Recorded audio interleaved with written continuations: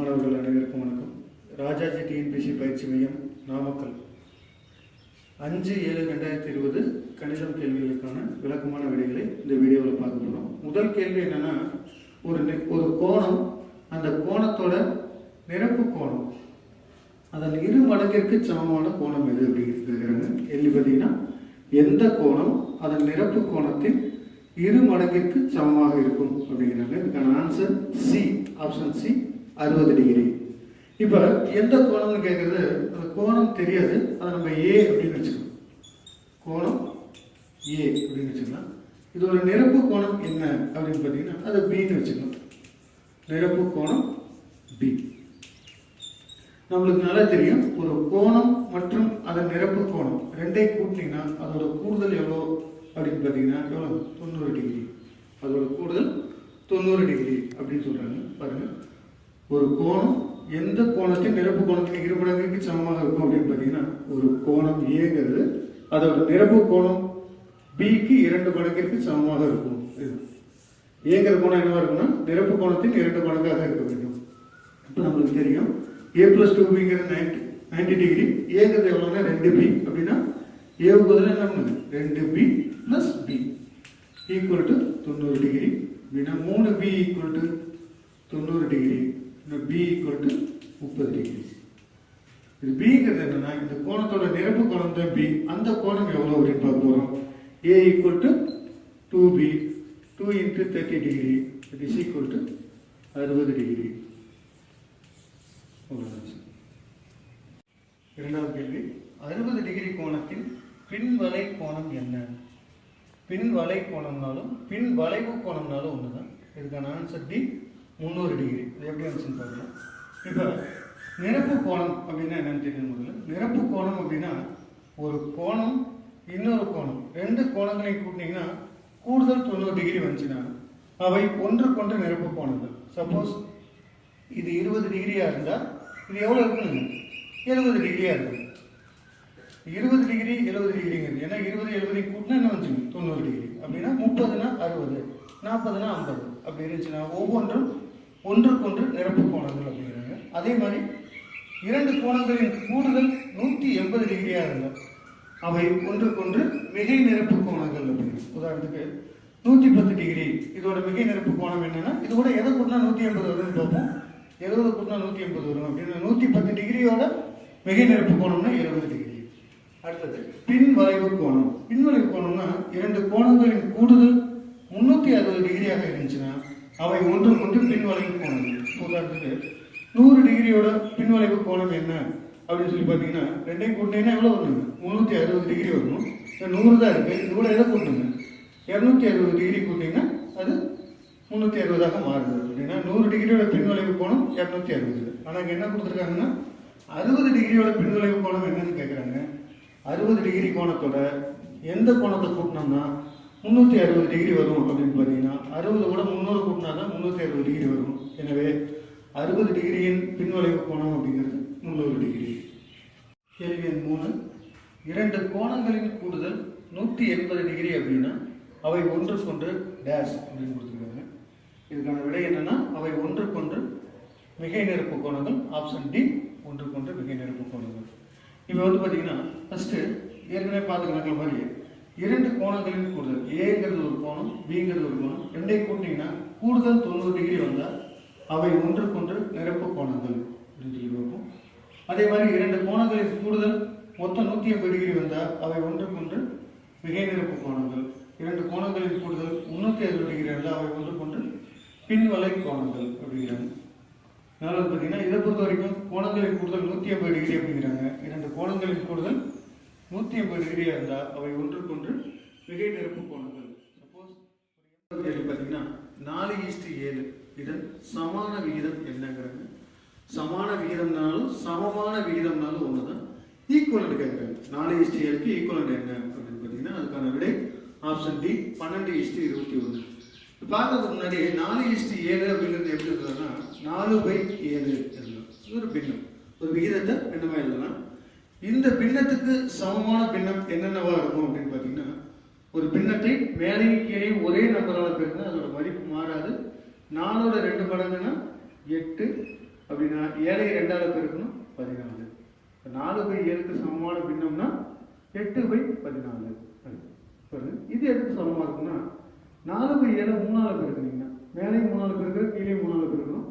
4 3 12, 7 3 21. இதுக்கு சமம். 4/7ங்கிறது 8/14க்கு சமம், 12/21க்கு சமம். சப்போஸ் 4ஆல் பெருக்கினீங்கன்னா 16/28க்கு சமம். இப்படி இருக்கும்போது 4:7 அப்படிங்கிற விகிதத்துக்கு சமமான விகிதங்கள் என்னென்னா 8:14, 12:21, 16:28. கொடுத்துருக்க ஆப்ஷனில் வந்து பார்த்தீங்கன்னா 1:3ங்கிறாங்க, 8:15, 14:8ங்கிறாங்க. இதுக்கு சரியான விடை 12:21, ஆப்ஷன் டி. கீழ்கண்டவற்றில் எது விகித சமம் அப்படின்னு கேட்குறாங்க. கீழ்கண்டவற்றில் எது விகித சமம்? பாருங்க, 3:5, 6:11, 2:3, 9:6, 2:5, 10:25, 3:1, 1:3. இதில் எது விகித சமம்னு கேட்குறாங்க. இதுக்கான விடை ஆப்ஷன் சி, 2:5, 10:25. எப்படின்னு பார்க்க போகிறோம். பாருங்க, ஒரு விகிதம் அப்படின்னாவே அது பின்னமாக எழுதலாம்னு பார்த்தேன். 3:5ங்கிறது 3/5ங்கிறது. இதுக்கு சமமான விகிதம் என்னவா இருக்குன்னா மேலே கீழே 2ஆல் பெருக்கணும். மேலே 2ஆல் பெருக்கினா 3 2 6, கீழே 2ஆல் பெருக்கினா 5 2 10. இதுனா 3:5ங்கிறதுக்கான விகிதம் சமம் என்னவா இருக்குன்னா 6:10 தான் விகித சமம். 6:11 இருக்கு, அதனால இது அல்ல.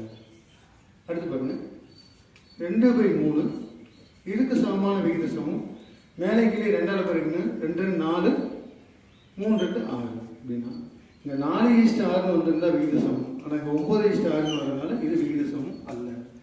அடுத்து பாருங்க, இது 2/5 ஈக்குவல் டு 10/25. இது போட்டு பார்த்தோம்னா மேலே 5ஆல் பெருக்கிறோம், 2 5 10, கீழே 5ஆல் பெருக்கிறாங்க 25 ஈக்குவலாக வரும். எனவே 2/5ங்கிற பின்னத்துக்கு சமமான பின்னம் 10/25. அப்படின்னா 2:5க்கு சமமான விகிதம் என்ன அப்படின்னு பார்த்தீங்கன்னா 10:25. கேள்வி 6, 7:5 என்பது x:25க்கு சமம் எனில், அது 7:5ங்கிற விகிதமும் x:25ங்கிற விகிதமும் சமம் அப்படின்னா எக்ஸோட மதிப்பு என்ன அப்படின்னு கேட்குறாங்க. இதுக்கான விடை ஆப்ஷன் சி, 35. எப்படின்னு பார்க்கலாம். 2 விகிதங்கள் a:b அப்படிங்கிற விகிதமும் c:d அப்படிங்கிற விகிதமும் சமம் அப்படின்னு சொன்னாவே 2 விகிதங்கள் சமம் அப்படின்னா இதுக்கு பேர் விகித சமம். இந்த விகித சமத்தில் நடுவில் இருக்கக்கூடிய எண்களின் பெருக்கல் பலன், நடு உறுப்புகளின் பெருக்கல் பலன், அதாவது b பெருக்கல் c எதுக்கு சமமாக இருக்கும்னா கடைசி உறுப்புகளின் பெருக்கல் பலனுக்கு சமமாக இருக்கும். Equal to a into d. உதாரணத்துக்கு நம்மளுக்கு தெரியும் 2:3 அப்படிங்கிற விகிதம் எதுக்கு சமமாக இருக்கும்னா 4:6க்கு சமமாக இருக்கும். 2 2ஆல் பெருக்கியிருக்கிறோம், அதே மாதிரி 3 2ஆல் பெருக்கியிருக்கிறோம். இது ஒரு விகித சமம். இந்த விகித சமத்தில் நடுவில் இருக்கக்கூடிய 2 எண்களோட பெருக்கல் 3 பெருக்கல் 4 எவ்வளவா இருக்கும் அப்படின்னு பார்த்தீங்கன்னா கடைசியில் இருக்கக்கூடிய 2 எண்களின் பெருக்கலுக்கு சமமாக இருக்கும். 2 பெருக்கல் இதுவும் 12 தான், இதுவும் 12 தான் வரும். இதை கான்செப்டுங்க.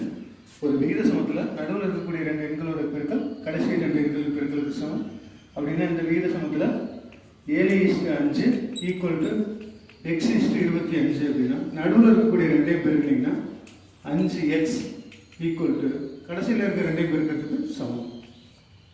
7 பெருக்கல் 25, 1 5 5 5 5 25.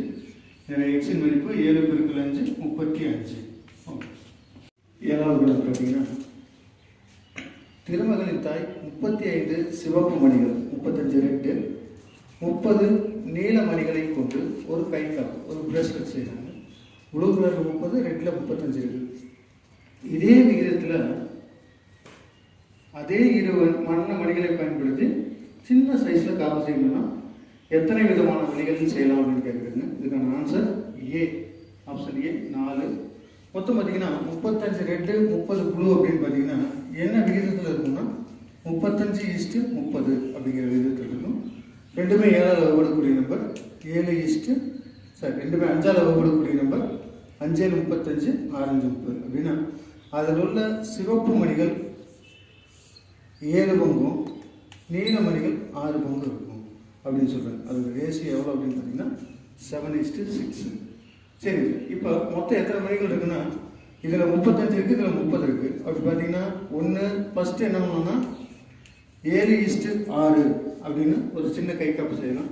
அப்படி இல்லைன்னா 7ஓட அடுத்த மடங்கு என்னென்னா 14. 7 2 14, 6 2 12. இப்போ இதை சுருக்குனீங்கனாலும் விகிதம் 7:6 தான் வரும். ஓகே. அடுத்து பார்த்தீங்கன்னா 7ஓட 3 மடங்கு 21, 6ஓட 3 மடங்கு 18. அடுத்து வந்து பார்த்தீங்கன்னா 7ஓட 4 மடங்கு 28, 6ஓட 4 மடங்கு 24. அடுத்து 5 தான் இப்போ கொடுத்துருக்காங்க. 35:30 வந்து பார்த்தீங்கன்னா 4 விதமான வழிகள். அதாவது 7 மணிகள் சிகப்பு, 6 மணிகள் ப்ளூ வச்சுக்கலாம். அல்லது 14 சிகப்பு, 12 நீளம், 21 சிகப்பு, 18 நீளம், 28 சிகப்பு, 24 நீளம். இது எல்லாமே வந்து பார்த்தீங்கன்னா எங்கே வந்து நிற்குன்னா 7:6 என்ற விகிதத்தில் நிற்கும், மாறாமல் நிற்கும். பெரிய மணிகளை கொண்டு செய்யக்கூடிய சிறிய மணிகளோட எண்ணிக்கை எவ்வளோ அப்படின்னு பார்த்தீங்கன்னா 4 பங்கு. இதில் ஏன் நம்ம 35:30 எடுக்கல அப்படின்னு பார்த்தீங்கன்னா இதுதான் பெரிய காப்பு. இது பெரிய காப்பு. இது வந்து அவங்க அம்மாவோட காப்பு. இதை எடுக்கக்கூடாது. இதுலேருந்து எத்தனை சிறியதை உருவாக்கலாம்னா இது பெருசுலேருந்து 4 சிறிய மணிகளே உருவாக்கலாம். இதுக்கான விட 4 தான் சரியான விட. 8வது பார்த்தீங்கன்னா ஒரு கார் 5 கிலோகிராம் எரிபொருளை கொண்டு 125 கிலோமீட்டர் போகுது. 3 கிலோகிராம் எரிபொருளுக்கு எவ்வளோ தூரம் போகும் அப்படின்னு கேட்குறாங்க. இதுக்கான ஆன்சர் ஆப்ஷன் சி 75 கிலோமீட்டர். பார்த்தீங்கன்னா 5 கிலோகிராமில் எவ்வளோ தூரம் போகுதுன்னா 125 கிலோமீட்டர் போகுது. 1 கிலோகிராமுக்கு எவ்வளோ தூரம் போகும் அப்படின்னு பார்த்தீங்கன்னா 125/5 25 கிலோமீட்டர் தூரம் போகும். 1 கிலோகிராம் கேஸ் இருந்துச்சுன்னா அது போகக்கூடிய தூரம் 25 கிலோமீட்டர். அப்படின்னா 3 கிலோகிராமுக்கு எவ்வளோ தூரம் போகும்னா 3 × 25 75 கிலோமீட்டர் தூரம் போகும். ஒரு ஹீட்டர் 40 நிமிடங்களில் 3 யூனிட் மின்சாரத்தை எடுக்குது அப்படின்னா 2 மணி நேரத்தில் எத்தனை யூனிட் மின்சாரத்தை பயன்படுத்துன்னு கேட்குறாங்க. இதுக்கான ஆன்சர் பி 9 யூனிட். எப்படின்னு பார்க்க போகிறோம் பாருங்கள். 40 நிமிஷத்தில் எவ்வளோன்னா 3 யூனிட். 2 மணி நேரம்னா எத்தனை நிமிடங்கள்? 1 மணி நேரத்துக்கு 60 நிமிடங்கள். எல்லாமே நிமிடமாக மாற்றிக்க போகிறோம் அப்படின்னா மொத்தம் எவ்வளோ? 120 நிமிடங்களில் எத்தனை யூனிட் எடுக்கும் அப்படின்னா 120 நிமிஷத்தில் எத்தனை யூனிட் எடுக்கும் பார்க்குறாங்க. இந்த 40 எத்தனை முறை பெருக்குன்னா 120 வரும்னு பார்த்தீங்கன்னா 3 முறை பெருக்கணும். இப்போ 3 40, 120 நிமிஷங்கிறது 3 40 நிமிஷம் அப்படின்னா இதே என்ன பண்ணுங்க 3ஆல் பெருக்கணும். 3 × 3 9 யூனிட். கணக்கு எண் 10 மாறி வேரியபிள் அப்படிங்கிறதோட பொருள் என்னன்னு கேட்டிருக்காங்க. இதுக்கான ஆன்சர் சி ஆப்ஷன் சி வேறுபட்ட மதிப்புகளை இருக்கக்கூடியது. அதாவது கண்டெயின் டிஃப்ரெண்ட் வேல்யூஸ் என்னன்னு பார்க்கலாம். இப்போ இருக்கிறதுலே வந்து பார்த்தீங்கன்னா மாறி அப்படிங்கிறோம். இன்னொன்று மாறிலி. மாறினோன்னு சினிமா பெருங்கன்னு சொல்கிறது. மாறி இங்கிலீஷில் வந்து பார்த்தீங்கன்னா வேரியபிள். மாறிலி அப்படின்னா இங்கிலீஷில் கான்ஸ்டன்ட். ஒன்று சிம்பிளாக வந்து பார்த்தீங்கன்னா மாறிக்கொண்டே இருப்பது மாறி. அதாவது மாறிக்கொண்டே இருக்கும். மாறிக்கொண்டே இருக்கும் அப்படின்னு சொல்லி பார்த்தீங்கன்னா வெவ்வேறு மதிப்புகள் இருக்கும். உதாரணத்துக்கு பார்த்தீங்கன்னா எக்ஸ் அப்படின்னீங்கன்னா இந்த எக்ஸ் அப்படிங்கிறதுக்கு என்னென்ன மதிப்பு வைக்கலாம்னா எது வேணாலும் வைக்கலாம்.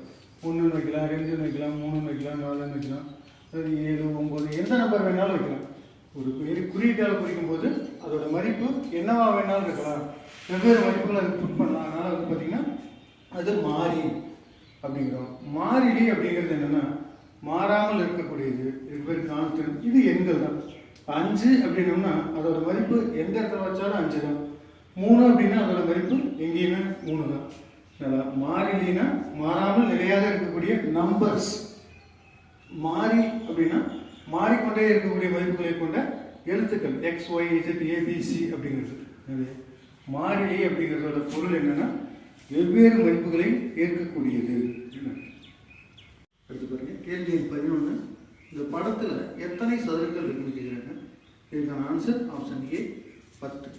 பாருங்கள் எத்தனை சதுரங்கள் இருக்குன்னா பாருங்கள், இந்த லெஃப்ட் சைடில் இருக்கக்கூடியது இது ஒரு சதுரம் 1, அதே மாதிரி மேலே இருக்கக்கூடியது 2, 3, 4 சதுரங்கள், இந்த உள்ளே இருக்கக்கூடியது 1, 5.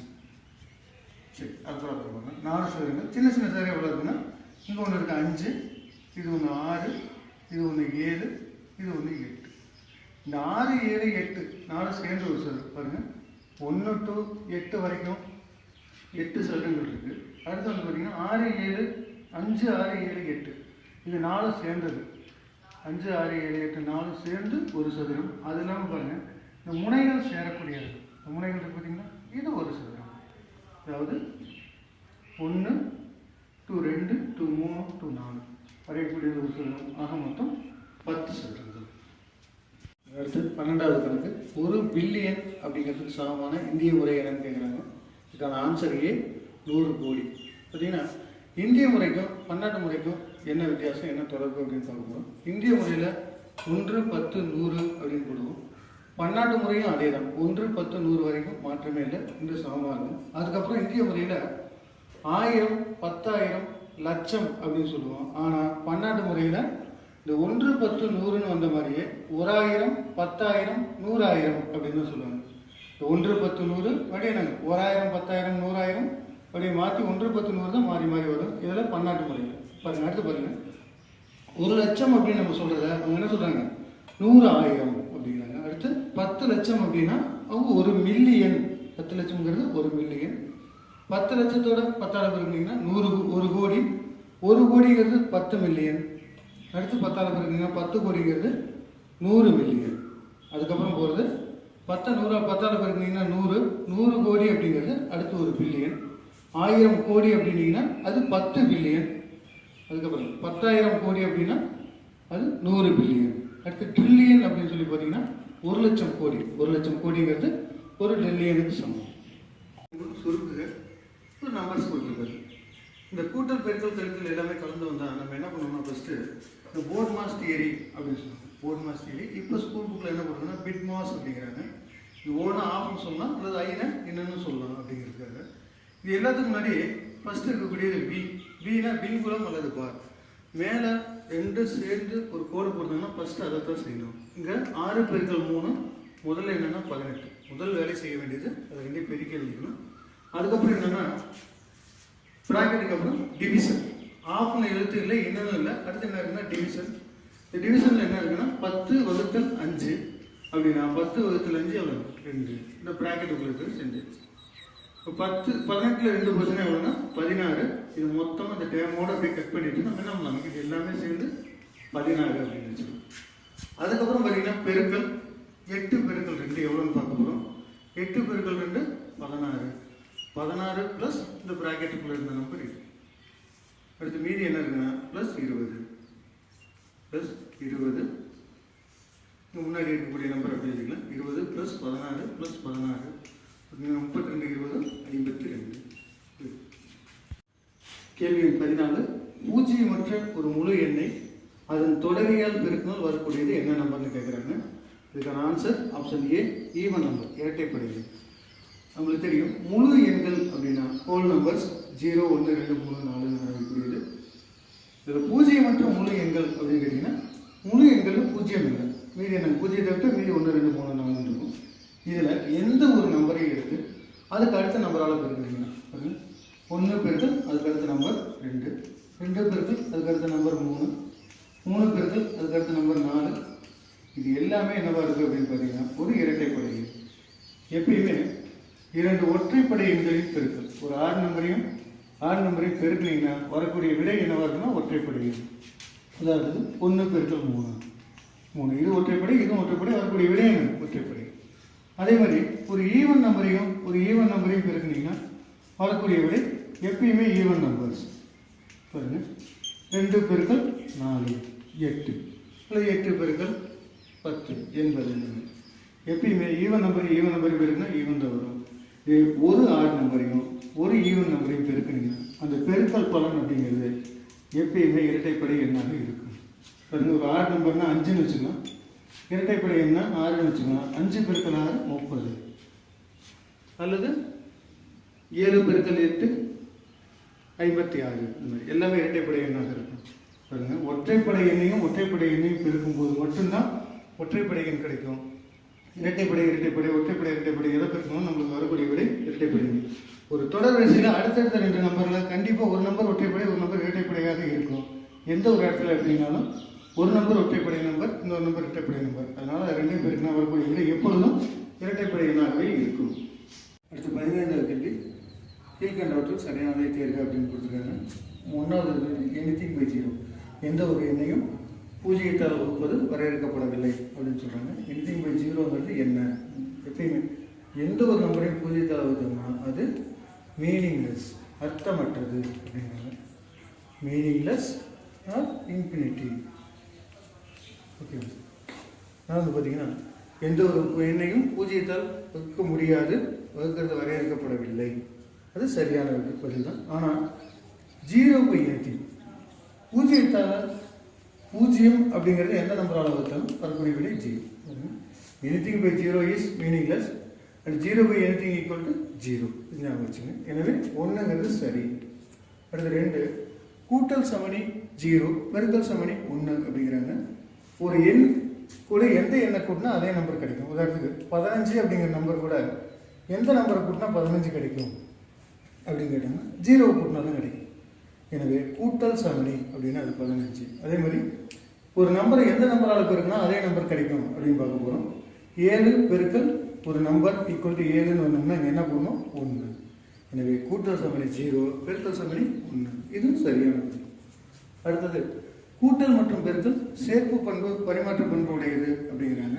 இந்த சேர்ப்பு பண்புனா என்ன, பரிமாற்ற பண்புனா என்னன்னு முதல்ல தெரியணும். உதாரணத்துக்கு இப்போ கூட்டல் அப்படின்னு எடுத்துட்டிங்கன்னா பரிமாற்ற பண்புனா இங்கே இருக்கிறது அங்கேயும் அங்கே இருக்கிறது இங்கேயும் பரிமாற்றிக்கிறது. உதாரணத்துக்கு a + b அப்படிங்கிறது எப்படி பரிமாற்றிக்கலாம்னா b + a அப்படின்னு பரிமாற்றிக்கலாம்.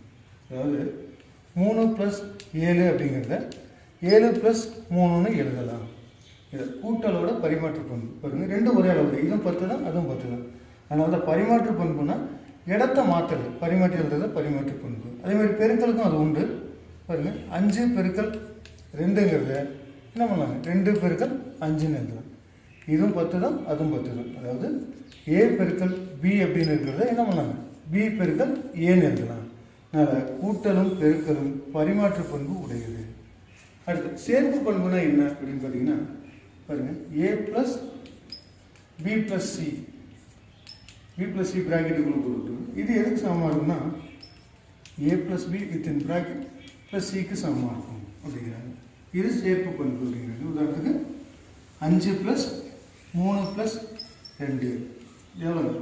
5, 3, 2, 5, 5, 5, 10. இது எதுக்கு சமமாக இருக்குன்னா 5 + 3 வித்தின் ப்ராக்கெட்லையும் +2 இருக்கும். 5 + 3 8, 8, 2, 10. இதுக்கு சமமாக இருக்கும். அதாவது கூட்டல்ங்கிறது சேர்ப்பு பண்பு உடையது. அதே மாதிரி பெருக்கலும் தான்.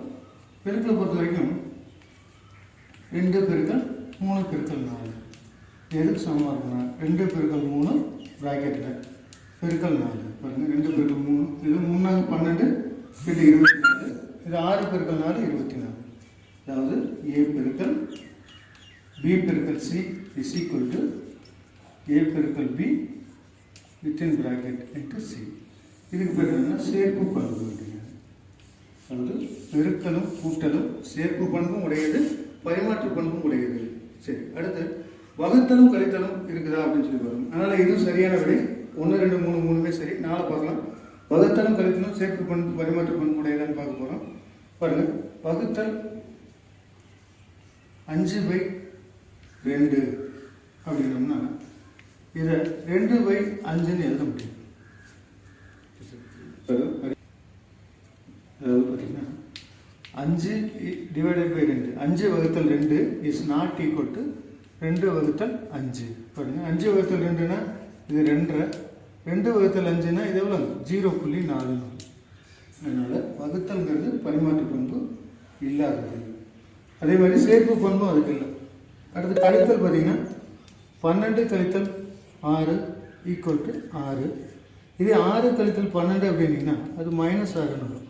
அதில் இது ரெண்டும் வேறு வேறு நம்பர். 6 -6 ஒன்றும் இல்லை, வெவ்வேறு நம்பர். அதனால் வகுத்தல் கழித்தல் ரெண்டுமே சேர்ப்பு பண்பும் இல்லை, பரிமாற்ற பண்பும் இல்லை. அதனால இதுவும் சரி. எனவே கொடுக்கப்பட்ட 4 கூட்டுகளும் சரியான கூட்டுகள். 16வது கேள்வி, முன்னி இல்லாத முழு எண் எதுன்னு கேட்குறாங்க. அதுக்கான ஆன்சர் ஆப்ஷன் பி 0 அப்படிங்கிறது முன்னி இல்லாத முழு எண். முழு எண்கள் அப்படின்னா தெரியும் நம்மளுக்கு ஹோல் நம்பர்ஸ் 0, 1, 2, 3, 4 பொறுத்து முழு எண்கள். முன்னி அப்படின்னா என்னன்னா ஒரு நம்பருக்கு முன்னால் இருக்கக்கூடிய எண் முன்னி, தொடர்ந்து வரக்கூடிய எண் தொடரி அப்படின்னு சொல்றாங்க. 2 அப்படிங்கிற நம்பருக்கு முன்னாடி 1 இருக்குனால 2ஓட முன்னி 1, தொடரி 3 அப்படிங்கிறாங்க. அப்படி பார்த்தீங்கன்னா முன்னி இல்லாத எண்ணா இருக்கிறதுலே சின்ன எண்ணா இருக்கும். இருக்கிறதுலே சின்ன எண் 0. இந்த 0க்கு முன்னாடி ஒரு எண்ணுமே இல்லாததுனால 0 அப்படிங்கிறது தான் முன்னி இல்லாத எண். இதுக்கான விடை 0. அடுத்தது கேள்வி எண் 17, கீழ்கண்டவற்றில் எது பூஜ்ஜியம் அல்ல அப்படின்றாங்க. 0 பெருக்கல் 0, 0 + 0, 2/0, 0/2. இதில் எது பூஜ்ஜியம் அல்ல அப்படின்றாங்க. இதுக்கான ஆன்சர் சி 2/0ங்கிறது பூஜ்ஜியம் அல்ல. என்ன காரணம் பார்த்தீங்கன்னா 0வை 0ஆல் பெருக்கினா கிடைக்கக்கூடிய விடை 0, அது 0. அடுத்து 0 + 0 அப்படின்னா அதுவும் 0 தான். அடுத்து இது பாருங்க, anything by 0. Anything by 0 is meaningless, அர்த்தமற்றது, வரையறுக்கப்படாதது. இப்படி வரையறுக்கப்படாதது. அடுத்து பாருங்க 0/anything. 0/anything = 0. இப்போ எது 0னா A 0, B 0, D 0. சிங்கிறது நாட் டிஃபைன். அதனால வந்து பார்த்தீங்கன்னா இதுக்கான விடை சி. இப்போ 18வது கேள்வி, 1/2, 1/4, 6/8, 1/8 பெருசு எதுன்னு கேட்குறாங்க. இதுக்கான ஆன்சர் ஆப்ஷன் சி 6/8. எப்படின்னு பார்க்கலாம். இங்கே 2, 4, 8, 8ன்னு இருக்குது. இது எல்லாத்துக்கும் மீசிமா அப்படின்னு பார்த்தோம்னா 2, 4 ரெண்டுமே 8ஆல் வகுக்கக்கூடிய நம்பர். அப்படின்னா மீசிமா 8. கீழே 8, மேலே என்ன இருக்குன்னா 1/2. 2 எத்தனை முறை பெருக்குன்னா 8 கிடைக்குன்னா 4 முறை. அதனால் மேலே 4ஆல் பெருக்கணும். First number 4/8. அடுத்து பாருங்கள், இந்த 8ங்கிறது 2 முறை வரும் 4. அதனால் கீழே 2ஆல் பெருக்கி இருக்கும். இதை 4ஆல் பெருக்கி இருக்கும், இது 2ஆல் பெருக்கி இருக்கும். அப்படின்னா மேலே என்ன பண்ணணும், 2ஆல் பெருக்கணும். அடுத்து ஒரு முறை 6/8, அடுத்தது 1/8. கீழே இருக்க நம்பர் அப்படி வரும். இப்போ பார்த்தீங்கன்னா பெரிய நம்பர் எது, சின்ன நம்பர் எதுனா சின்ன நம்பர் 1/8, அதுக்கடுத்து 2/8, அடுத்தது 4/8, அதுக்கப்புறம் 6/8. சின்ன நம்பர், அதுக்கடுத்த நம்பர், அதுக்கடுத்த நம்பர், பெரிய நம்பர். இதில் இருக்கிறதுலே பெரிய நம்பர் எது அப்படின்னு பார்த்தீங்கன்னா 6/8.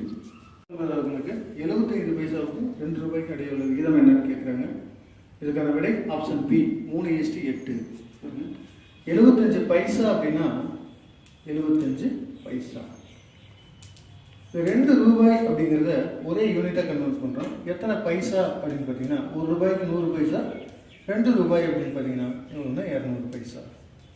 இல்லைங்க அப்படின்னா 75:200 எவ்வளோ கேட்குறாங்க. ரெண்டுமே 25ஆல் வகுக்கக்கூடிய நம்பர். இது 3 25, 4 25 100, 8 25 200. இதோட விகிதம் 3:8. 2 கதிர்கள் அல்லது கோடுகள் சரியாக ஒன்றோடு ஒன்று பொருந்தும் போது அவை டேஷ் கோணத்தை உருவாக்குகின்றன. 2 கதிர்கள் ஒன்றுக்கொன்று செங்குத்தாக இருந்தால், ஒன்று கிடைமட்டமோ ஒன்று செங்குத்தாக இருந்தால் இது 90 டிகிரி செங்கோணத்தை உருவாக்கும். அடுத்து பாருங்க, அதை விட கொஞ்சம் குறைவாக இருந்துச்சுன்னா, செங்கோணத்தை விட கொஞ்சம் குறைவாக இருந்துச்சுன்னா இது குறுங்கோணத்தை உருவாக்கும். செங்கோணத்தை விட அதிகமாக இருந்தால் அது விரிகோணத்தை உருவாக்கும். ஆனால் இப்போ என்ன கேட்குறாங்கன்னா, ஒரு கதிர் இருக்குது, இந்த கதிர் மேலேயே இன்னொரு கதிர் அதன் மேலேயே பொருந்தும் போது பாருங்க, இது மேலேயே இன்னொரு கதிர் இப்படி இருக்குது அப்படின்னீங்கன்னா இது 2க்கு இடைப்பட்ட கோணம் என்னவாக இருக்கும் அப்படின்னு பார்த்தீங்கன்னா பாருங்க, உதாரணத்துக்கு இப்படி ஒரு கதிர் இருக்குது, அப்படியே சுற்றிட்டு வருது, அப்படி ஒரு முழு ரவுண்டு வந்து கரெக்டாக அதே இடத்துல மறுபடியும் வந்துச்சுன்னா இந்த 2க்கு இடைப்பட்ட கோணம் 0 டிகிரி. அதனால் ஒரு கதிர் அல்லது ஒரு கோடு அதே கோட்டின் மீது சரியாக பொருந்தும் போது அது 2க்கு இடைப்பட்ட கோணம் இல்லை, ஒன்றும் இல்லை. ஒன்றின் மீது மிகச்சரியாக பொருந்திருக்குது, இடைப்பட்ட கோணம் எதுவும் இல்லை, அதனால 0.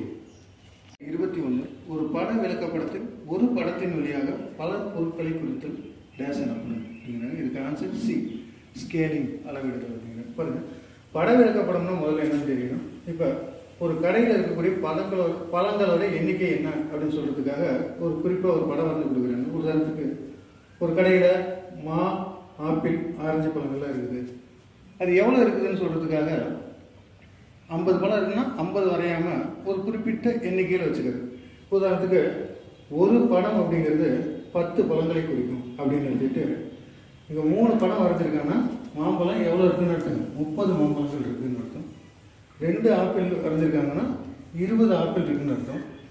ஆரஞ்சு 4 இருக்குன்னா 40 ஆரஞ்சு இருக்குன்னு அர்த்தம். அப்படின்னா இந்த ஒரு படம் எத்தனை பழங்களை குறிக்குது அப்படின்னு பார்த்தீங்கன்னா 10 பழங்களை குறிக்குது அப்படிங்கிறாங்க. இந்த மாதிரி ஒரு பட விளக்கப்படத்தில் ஒரே ஒரு படம் பல எண்ணிக்கை பலமான பல பொருட்களை குறித்தால் இதுக்கு பேர் அளவிடுதல். தமிழில் அளவிடுதல். ஒரு பழத்தை 10 பழமாக அளவிடுதல் அப்படின்னு அர்த்தம். இங்கிலீஷில் வந்து பார்த்தீங்கன்னா ஸ்கேலிங். ஒன்று அப்படிங்கிறதுக்கு என்ன ஸ்கேல்னா 10 அப்படிங்கிற ஸ்கேல். இதுக்கு அளவிடுதல் என்று பெயர். 22 பட விளக்கப்படத்தை ஆங்கிலத்தில் என்னன்னு சொல்லலாம் அப்படிங்கிறாங்க. ஏற்கனவே பார்த்தது ஒரு பட விளக்கப்படம்னா ஒரு படத்தின் மூலமாக படங்கள் வரைந்து அது என்ன எண்ணிக்கை அப்படின்னு. உதாரணத்துக்கு 3 மாம்பழம்னா 30 மாம்பழை குறிக்கும் அப்படின்னு சொல்லி பார்த்தோம். படம் அப்படின்னா பிக்சர். படம்னா என்ன? பிக்சர். பட விளக்கப்படம் அப்படிங்கிறது என்ன சொல்கிறாங்கன்னா இந்த பிக்சர்லேருந்து எடுத்த பிக்டோகிராம் அப்படிங்க. பட விளக்கப்படத்துக்கு இங்கிலீஷில் என்ன பேருன்னா பிக்டோகிராம். கேள்வி 23. மிகச்சிறிய இயல் எண்ணிற்கும் மிகச்சிறிய முழு எண்ணிற்கும் இடையே உள்ள வித்தியாசம் என்னன்னு கேட்குறாங்க. இதுக்கான ஆன்சர் ஆப்ஷன் சி 1. இயல் எண்கள்னா தெரியும் 1 2 3 4 5 4. முழு எண்கள்னா தெரியும் 0 1 2 3. இப்போ மிகச்சிறிய இயல் எண் அப்படின்னா அது எவ்வளோன்னா 1. மிகச்சிறிய முழு எண்ணை எவ்வளோங்க? அது 0. இது ரெண்டுக்கும் இடையில வித்தியாசம் 1க்கும் 0க்கும் இடையில வித்தியாசம் எவ்வளோ அப்படின்னு பார்த்தீங்கன்னா 1. Answer C. 24வது கேள்வி 100 பில்லியன் என்பது எவ்வளோன்னு கேட்குறாங்க. இதுக்கான ஆன்சர் ஆப்ஷன் பி 10 கோடி. பன்னாட்டு முறைக்கு இந்திய முறைக்கு ஒரு கம்பேரிசன். பன்னாட்டு முறையில் 1 10 100, அடுத்தது 1000 10,000 100,000. இது 1 10 100, இந்த 1 1000 10,000 100,000 வரும். அதுக்கப்புறம் என்னென்னா 1 மில்லியன் 10 மில்லியன் 100 மில்லியன். அதுக்கப்புறம் 1 பில்லியன் 10 பில்லியன் 100 பில்லியன். அதுக்கப்புறம் 1 ட்ரில்லியன் 10 ட்ரில்லியன் 100 ட்ரில்லியன். அதாவது 1 10 100 3 ரிப்பீட் ஆகிட்டே இருக்கும். ஆனால் இந்திய முறையில் பாருங்க 1 10 100, அதுக்கப்புறம் என்னென்னா 1000, 10,000, அதுக்கடுத்து லட்சம், 10 லட்சம், கோடி, 10 கோடி, 100 கோடிங்கிறது. இந்த டேபிளில் பார்த்தீங்கன்னா 1 மில்லியன்கிறது 10 லட்சம், 10 மில்லியன் 1 கோடி, 100 மில்லியன் 10 கோடி. 100 மில்லியன் என்பது 10 கோடி. 25வது கேள்வி மிகச்சிறிய 7 இலக்க எண்ணிற்கும் மிகப்பெரிய 6 இலக்க எண்ணிற்கும் உடைய ஒரு வேறுபாடு என்னன்னு கேட்குறாங்க. இதுக்கான ஆன்சர் ஆப்ஷன் சி 1. உதாரணத்தை பாருங்க, ஒரு 2 இலக்க எண் அப்படின்னீங்கன்னா என்னென்ன ஆரம்பிக்குன்னா ஃபஸ்ட்டு வரிசையாக 1 2 3 அப்படின்னு எழுதிட்டு போனோம்னா 9ல் முடியும். அடுத்து என்னென்னா 10. அப்படியே எழுதிட்டே போனீங்கன்னா 99ல் முடியும். அடுத்து 100. அப்படியே எழுதிட்டே போனீங்கன்னா 999ல் முடியும். அடுத்தது 1000. பாருங்கள், மிகச்சிறிய 2 இலக்க எண் அப்படின்னு கேட்டாங்கன்னா அது 10. மிகப்பெரிய 2 இலக்க எண்ணா 99. இது மிகச்சிறிய 3 இலக்க எண் அப்படின்னு கேட்டாங்கன்னா மிகப்பெரிய 2 இலக்க எண் 99, மிகச்சிறிய 3 இலக்க எண் 100. அதே மாதிரி தான் மிகப்பெரிய 3 இலக்க எண் 999, மிகச்சிறிய 4 இலக்க எண் அப்படின்னு கேட்டிங்கன்னா அது 1000. இது பார்த்தீங்கன்னா மிகப்பெரிய 6 இலக்க எண் அப்படின்னு நம்ம ஈஸியாக போடலாம். 6 நம்பரும் பெரிய நம்பர் 9 9 9 9. இது மிகச்சிறிய 7 இலக்க எண்ணா இதுக்கு அடுத்த நம்பரு பாருங்க 999க்கு அடுத்த நம்பரு. அதே மாதிரி இதுக்கு அடுத்த நம்பர் என்ன அப்படின்னு பார்த்தீங்கன்னா 1 போட்டு 6 0. சரி, இப்போ இது 2 கடையில் வித்தியாசம். இதுக்கு அடுத்த நம்பரே இது வந்திருக்கிறதுனால இதுக்கு அடுத்து 2 கடையில் வித்தியாசம் 1. எந்த இலக்கமாக இருந்தாலும் சரி சார், மிகப்பெரிய 2 இலக்கத்திற்கும் மிகச்சிறிய 3 இலக்கத்துக்கும் இடையே உள்ள வேறுபாடும் 1 தான். மிகப்பெரிய 3 இலக்கத்திற்கும் மிகச்சிறிய 4 இலக்கத்திற்கும் இடையே உள்ள வேறுபாடு அதுவும் 1 தான். அதே மாதிரி மிகப்பெரிய 6 இலக்கத்திற்கும் மிகச்சிறிய 7 இலக்கத்திற்கும் இடையே உள்ள வேறுபாடும் 1 தான். 6வது கணக்கு கீழ்கண்டவற்றில் சரியானதை தேர்க அப்படின்றாங்க. ஃபஸ்ட்டு பார்த்தீங்கன்னா மிகச்சிறிய இயல் எண் 1 அப்படின்னு கொடுத்துருக்காங்க. நம்மளுக்கு தெரியும் இயல் எண்கள் நேச்சுரல் நம்பர்ஸ்னாவே 1 2 3 4 5 6 அப்படின்னு போகிறது இயல் எண்கள். இதில் மிகச்சிறிய எண் 1, அதனால் இது சரியானது. அடுத்தது மிகச்சிறிய முழு எண் 0 அப்படிங்கிறாங்க. முழு எண்கள்னா தெரியும், இயல் எண்கள் கூட 0 1 2 3 4 போகிறது முழு எண். அப்படின்னா இருக்கிறதுலே மிகச்சிறிய முழு எண் என்ன அப்படின்னு பார்த்தீங்கன்னா 0. அதனால் இதுவும் சரி. அடுத்து பாருங்க, முழு எண்களில் டபுள்யூனா முழு எண்களில் 1க்கு முன்னே 0 பாருங்க. 1க்கு முன்னாடி இருக்கக்கூடிய நம்பர் 0. சரி, 0வுக்கு முன்னே இல்லை. 0வுக்கு முன்னாடி ஏதாவது நம்பர் இருக்கானா இல்லை, அதனால அதுவும் சரி. அடுத்து பாருங்க, இயல் எண்களில் ஒன்றுக்கு முன்னே இல்லை. இயல் எண்கள்னா ஒன்றுல தான் ஆரம்பிக்குது, அதனால் அதுக்கு முன்னாடி எந்த நம்பரும் இல்லை, அதுவும் சரி. அடுத்து பார்த்தீங்கன்னா 4வது என்ன சொல்கிறாங்கன்னா, ஒரு முழு எண்ணையும் இயல் எண்ணையும் கூட்டினால் அந்த விடை இயல் எண்ணாக இருக்குங்கிறாங்க. முழு எண்கள்னா முதல் நம்பர் என்ன 0ன்னு எடுத்துக்கலாம். இயல் எண்களில் முதல் நம்பர் 1. இந்த 0 1 கூட்டிங்கன்னா வரக்கூடிய 1ங்கிறது என்ன அப்படின்னு பார்த்தீங்கன்னா, இது முழு எண், இது இயல் எண், 1 அப்படிங்கிறது ஒரு இயல் எண். சரியான விடை, இதுவும் சரி. அடுத்து, ஒரு இயல் எண்ணை முழு எண்ணுடன் பெருக்கினால் முழு எண் கிடைக்கும். இயல் எண்கள் அப்படிங்கிறத 1ன்னு எடுத்துக்கலாம். அடுத்து முழு எண் அப்படிங்கிறது 0ன்னு எடுத்துக்கலாம். 2 பேருக்குனா வரக்கூடிய விடை 0. 0ங்கிறது ஒரு முழு எண். அதை இதுவும் சரி. எனவே அனைத்தும் சரி. 27வது கணக்கு 12 பெருக்கல் 4 வித்தின் பிராக்கெட் பெருக்கல் 8 ஈக்குவல் டு 12 பெருக்கல் வித்தின் பிராக்கெட் 4 பெருக்கல். இது என்ன பண்பு அப்படின்னு கேட்குறாங்க. அதுக்கு முன்னாடி ஒவ்வொரு பண்பும் என்னன்னு தெரியும். பரிமாற்று பண்பு அப்படின்னா என்ன, அதாவது இதில் கம்யூட்டேட்டிவிட்டி அப்படிங்கிறாங்க. கம்யூட்டேட்டிவிட்டி அப்படின்னு பார்த்தீங்கன்னா a + b = b + a அப்படின்னு எழுத முடிஞ்சா அது பரிமாற்று பண்பு. ஏவை பி எடுத்துக்கும், பிஏ ஏங்கிற இடத்துக்கும் பரிமாற்றம். அதே மாதிரி பெருக்கலும் பார்த்தீங்கன்னா a பெருக்கல் பிங்கிறது எதுக்கு சமம்னா b பெருக்கல் a. பாருங்க, 3 + 5 = 5 + 3, ரெண்டுமே 8 தான். அதே மாதிரி 3 பெருக்கல் 5 = 5 பெருக்கல் 3. அப்படி இடத்தங்களை பரிமாற்றி மாற்றிக்கிறோம், அதுக்கு பேர் பரிமாற்று பண்பு. அடுத்து சேர்ப்பு பண்பு. சேர்ப்பு பண்பு அசோசியேட்டிவிட்டி அப்படிங்கிறாங்க. இது என்னன்னா இரண்டு கூட்டல்களின் சேர்ப்பு. பாருங்க, a + b c கூட்டுறோம் வித்தின் பிராக்கெட்ல. இங்க பாத்தீங்கன்னா a b வித்தின் பிராக்கெட்ல c கூட்டுறோம். அதே மாதிரி பெருக்கல். இது என்னன்னா உதாரணத்துக்கு பாத்தீங்கன்னா 2 + 5 + 3 = எப்படி எழுதலாம் அப்படின்னு பார்த்தீங்கன்னா 2 + 5 + 3 அப்படிங்கிறது. ரெண்டுமே பார்த்தீங்கன்னா 7 3 10, இதுவும் பார்த்தீங்கன்னா 2 8 10. இவர் பெருக்கலும் பார்த்தீங்கன்னா 2 பெருக்கல் 5, இந்த ப்ராக்கெட்டில் 3ஆல் பெருக்கினீங்கன்னா 2 5 10 3 30, 2 பெருக்கல் 5 பெருக்கல் 3 15 × 2 30. எனவே இது சேர்ப்பு பண்பு. அடுத்து பங்கீட்டு பண்பு அப்படிங்கிறாங்க. பங்கீட்டு பண்புனா கூட்டல் பெருக்கல் கலந்து வரும், அல்லது கழித்தல் பெருக்கல் ரெண்டு கலந்து வரும்.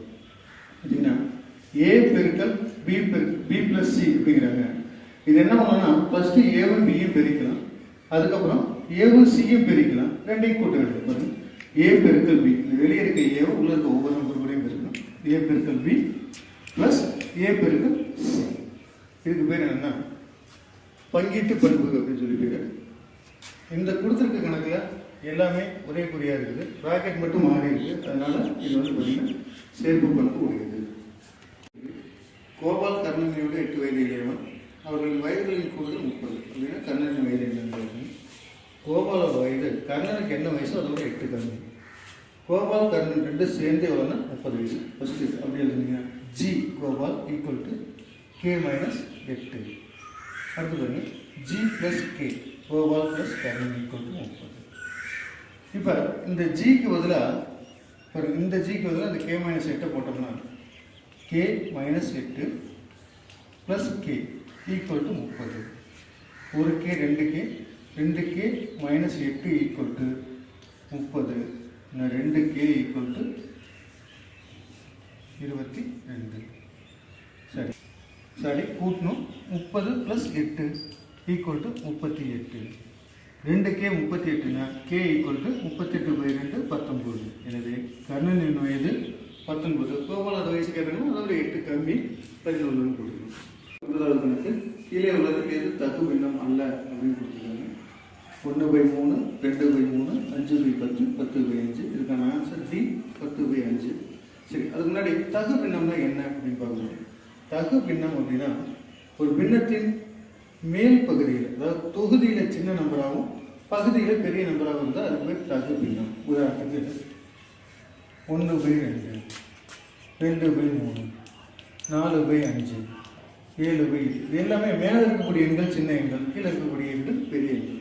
இப்படி இருந்தால் இதுக்கு பேர் தகு பின்னம் அப்படின்னு சொல்லி. தகா பின்னம்னா பெரிய நம்பர் மேலே சின்ன நம்பர் கீழே வரும். 7/3, 15/2, 19/3, இந்த மாதிரிலாம் வரும். மேலே இருக்கக்கூடிய எண்கள் பெருசாக இருந்தால் கீழே இருக்க நம்பரோட மேலே இருக்க நம்பர் பெருசாக இருந்தால் அது தகா பின்னம். இந்த தகா பின்னத்தை கலப்பு பின்னமாக மாற்றலாம். இந்த கலப்பு பின்னம் அப்படிங்கிறது என்னன்னா ஒரு முழு எண் பிளஸ் தகு பின்னம். பாருங்க 3.25 5.5 இப்படி எல்லாம் இருந்துச்சு. இது பேர் கலப்பு பின்னம். ஒரு முழு எண் இருக்கும் பிளஸ் ஒரு தகு பின்னம் இருக்கும். பார்த்தீங்கன்னா இந்த 7/3ங்கிறதுல எத்தனை 3 இருக்குன்னா 7ல் 2 3 6 மீதி 1/3. அதனால 7/3ங்கிற தகா பின்னத்தோட கலப்பு பின்னம் என்னன்னா 2 1/3. 15ல் எத்தனை 2 இருக்குன்னா 7 2 14 மீதி 1/2 7 அப்படிங்கிறது ஒரு கலப்பு பின்னம். தகா பின்னத்தை கலப்பு பின்னமாக மாற்றலாம், கலப்பு பின்னத்தை தகா பின்னமாக மாற்றலாம். இப்போ கொடுத்துருக்க நம்பரில் பார்த்தீங்கன்னா மேலே இருக்க நம்பரோட கீழே இருக்க நம்பர் பெருசாக இருந்துச்சுன்னா அது தகு பின்னம். இது சின்ன நம்பர், இது பெரிய நம்பர், தகு பின்னம். இது சின்னது பெருசு தகு பின்னம், சின்னது பெருசு தகு பின்னம். இங்கே மேலே பெரிய நம்பர் கீழே சின்ன நம்பர் இருக்கிறதுனால இது தகா பின்னம். எனவே தகு பின்னம் அல்லாதது எது அப்படின்னு கேட்டீங்கன்னா அது 10/5. 30 மாதவி அன்பு 2 மேஜைகளை 750 ரூபாய்க்கு 900 ரூபாய்க்கு வாங்கினாங்க. அன்பும் மாதவியும் வாங்கிய மேஜைகளின் விலைகளின் விகிதத்தின் எளிய வடிவங்கிறாங்க. மாதவி அன்பு, மாதவி 750 வாங்குறாங்க, அன்பு 900 ரூபாய்க்கு வாங்குறாங்க. அன்பு மாதவி வாங்கி விலை விகிதம் என்னன்னு கேட்குறாங்க. தன் ஆன்சர் C 6:5. அதை கவனிக்க வேண்டியது என்னன்னா விகிதம் வரிசை மாறக்கூடாது. என்ன கேள்வியில் கேட்குறாங்கன்னா அன்பும் மாதவி என்ன விலைக்கு வாங்கினான்னு கேட்குறாங்க. என்ன பண்ணுங்க, அன்பு எவ்வளோ வாங்கியிருக்காங்க 900 ரூபாய்க்கு, மாதவி எவ்வளோ வாங்கியிருக்காங்கன்னா 750. 0 0 கேன்சல் பண்ணிடலாம். 2 பேர் 15 அளவு கூடியிருந்தோம். 6 5 90, 5 15 75. எனவே அன்பு மாதவி வாங்கிய விலைகளின் விகிதம் அப்படிங்கிறது எவ்வளவு 6:5. நீங்கள் 5:6 போட்டுக்கிறது தரமான விடை. இந்த வரிசை மாறாமல் எழுத வேண்டும் விகிதத்தை பொறுத்தவரை. 31 முக்கோணம் மற்றும் செவ்வகத்தின் பக்கங்களின் எண்ணிக்கைகளுக்கு இடையே உள்ள விகிதம் கேட்குறாங்க. அதாவது முக்கோணத்தின் பக்கத்துக்கும் செவ்வகத்தின் பக்கங்களுக்கு இடையே உள்ள விகிதம் அதோட எண்ணிக்கை பொறுத்து. இதுக்கான ஆன்சர் 3:4 ஆப்ஷன் பி. ஒரு முக்கோணம்னா எத்தனை பக்கங்கள் இருக்கு? 1 2 3 3 பக்கங்கள் இருக்கு. ஒரு செவ்வகம்னா எத்தனை பக்கம் இருக்குன்னா 1 2 3 4 பக்கங்கள். 3:4. முக்கோணத்தின் பக்கங்கள் செவ்வகத்தின் பக்கங்கள் இடையே உள்ள விகிதம் 3:4. பெரிய விகிதம் எது அப்படின்னு சொல்லி கேட்குறாங்க. 4:5 8:15 3:4 1:2. இதுக்கான விடை ஆப்ஷன் ஏ 4:5. 4:5ங்கிற விகிதத்தை 4/5 எழுதலாம். அதாவது 4/5. 4 5ஆல் வகுக்கூடாது. நம்ம வசதிக்காக மேலே இருக்க நம்பரில் ஒரு 0 சேர்த்துக்கலாம். 40/5 40 வகுப்படும் எவ்வளோ 8 முறை ஒரு 0 சேர்த்தனால 0.8. அடுத்தது 80. 80ன்னு சொல்லி போட்டிங்கன்னா 5 15 75. 80/15 5 15 75 மீதி 5 இருக்கும். 50 3 5 45 அதோட போகும். அடுத்து 30/4 0.7 28 மீதி 20 5 5 20. 1/2 10/2 0.5. எல்லா 2 டிஜிட் சரி பண்ணிக்கலாம். பாருங்க இது 80, இது 53, 75 50. இருக்கிறதுலே பெரிய நம்பர் எதுன்னு பார்த்தீங்கன்னா 80. எனவே பெரிய விகிதம் பெரிய பின்னம் 4/5, பெரிய விகிதம் 4:5. அதுக்கு அடுத்தது கேட்டாங்கன்னா 3/4. இருக்கிறது சின்னதுன்னு கேட்டாங்கன்னா 1/2. 33வது கேள்வி. 15 நாற்காலிகளின் விலை ரூபாய் 7,500. இதே போல 12,000 ரூபாய்க்கு எத்தனை நாற்காலிகள் வாங்கலாம் என கணக்குங்கிறாங்க. இதுக்கான ஆன்சர் ஆப்ஷன் டி 24. 15 சேரோட விலை 7,500 அப்படின்னா 12,000 ரூபாய்க்கு எத்தனை சேர் வாங்கலாம் பாருங்க. 15 சேருங்கிறது 7,500 அப்படின்னா ஒரு சேர் எவ்வளோ வரும்? 7,500 வகுத்தல் 15. 5 15 75. ஒரு சேரோட விலை 500. ஒரு சேரோட விலை 500. 12,000 ரூபாய்க்கு எத்தனை சேர் வாங்கலாம் அப்படின்னு பார்த்தீங்கன்னா நம்பர் ஆஃப் சேர்ஸ் ஃபார் 2000. 12,000 வகுத்தல் ஒரு சேரோட விலை 500. 0 0 கேன்சல் பண்ணிடுங்க. 5ஆல் வகுத்துன்னா 2ஆல் வகுத்து 2 12 24. அவ்வளோ. ஒரு கதிரானது டேஸ் முடிவு புள்ளிகளை பெற்றது. 34வது கேள்வி. ஒரு கதிர் அப்படின்னா எத்தனை முடிவு புள்ளிகள் இருக்குன்னு கேட்குறாங்க. இதுக்கான ஆன்சர் பி, ஒரு முடிவு புள்ளிகள். அதுக்கு முன்னாடி கதிர்னா என்ன, கோடுன்னா என்ன, கோட்டு துண்டுன்னா என்ன இதெல்லாம் தெரியணும். ஒரு கோட்டு துண்டு அப்படின்னா ஒரு கோட்டில் வெட்டி எடுக்கப்பட்ட இடம். பாருங்க பெரிய கோடு எவ்வளோ பெருசு இருந்தாலும் ஒரு குறிப்பிட்ட இடத்துல வெட்டி எடுக்கப்படுறது கோட்டு துண்டு. இதுக்கு இங்கே ஒரு புள்ளி இங்கே ஒரு புள்ளி, மொத்தம் 2 புள்ளிகள், 2 முடிவு புள்ளிகள் இருக்கும்.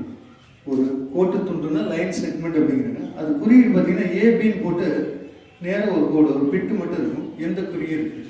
அடுத்து கதிர் அப்படின்னா ஒரு புள்ளியில ஆரம்பிச்சு நேருக்கு வந்து முடிவில்லாமல் போய்கொண்டே இருக்கிறது, அதுக்கு பேர் கதிர். இப்போ சூரிய ஒளி கதிர் அப்படிங்கிற பார்த்தீங்கன்னா தொடர்ச்சியாக போயிட்டே இருக்கு, எது ஒன்றும் தடுக்காத வரைக்கும் போயிட்டே இருக்கு இல்லையா. அதுதான் இந்த கதிர் அப்படிங்கிறதுக்கு ஒரு புள்ளியில் ஆரம்பிச்சு தொடர்ந்து முடிவில்லாமல் போகும் அப்படின்னு சொல்றாங்க. இது இங்கிலீஷ்ல ரே அப்படிங்கிறாங்க. அடுத்து கோடு அப்படின்னா இங்கிலீஷ்ல லைன், இடதுபுறமும் முடிவில்லாமல் போகணும், வலதுபுறமும் முடிவில்லாமல் போகணும், இதுதான் கோடு.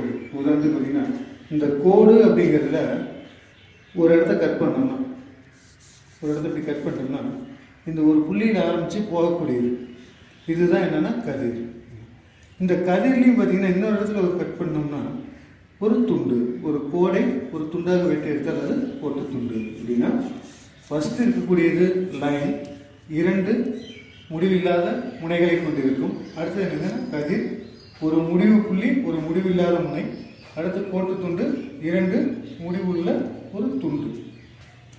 35வது கேள்வி, 2 கோணங்களின் கூட்டுத்தொகை 90 டிகிரி எனில் அவ்விரு கோணங்கள் ஒன்றுக்கொன்று டேஷ் ஆகும் அப்படிங்கிறாங்க. இதுக்கான ஆன்சர் ஆப்ஷன் ஏ, காம்ப்ளிமெண்ட்ரி, நிரப்பு கோணங்கள் அப்படிங்கிறாங்க. முதல்ல பார்த்தீங்கன்னா 2 கோணங்களின் கூடுதல் 90 டிகிரியாக இருந்தால் அதுக்கு என்ன பேர் அப்படின்னு பார்த்தீங்கன்னா நிரப்பு கோணம். ஏபி 2 சேர்த்து 90 இருந்துச்சுன்னா அவை ஒன்றுக்கொன்று நிரப்பு கோணங்கள் அப்படிங்கிறாங்க.